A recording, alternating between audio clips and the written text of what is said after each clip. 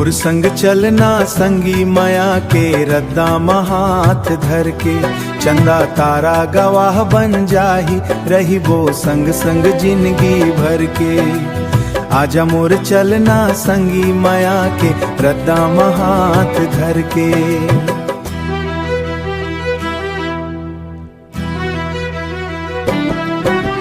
पहली दफा जब तोला देख्यो दिल मोर धक धक कर गे, तोर नैनन के जादू ऐसन मोर सपना में घर कर गे।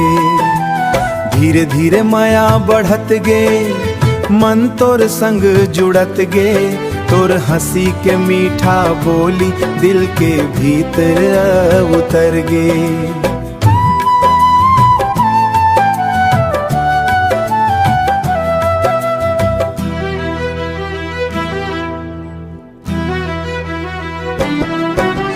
तोर बिना दिन अधूरा लागे, तोर बिना रात अंधियार। नदी किनारे सांझ बेरा माया के गीत गायबो।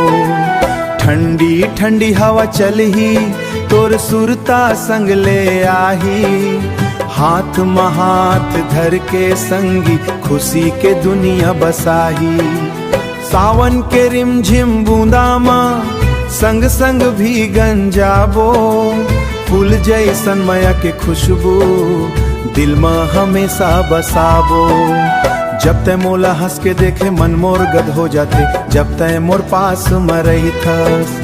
चंदा ऊपर तारा झिलमिल करत है, तोर नावला जपत है।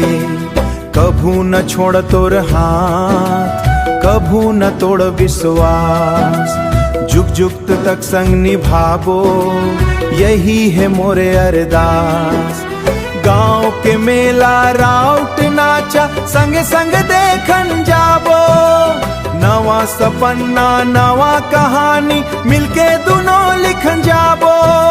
सुख दुख चाहे राही संगे संगे लड़ लेबो। ओ माया के मजबूत डोरीला कभू न टूटन देबो। आजा मोर चलना संगी माया के रद्दा हाथ धर के। चंदा तारा गवाह बन जाही रही वो संग संग जिंदगी भर के।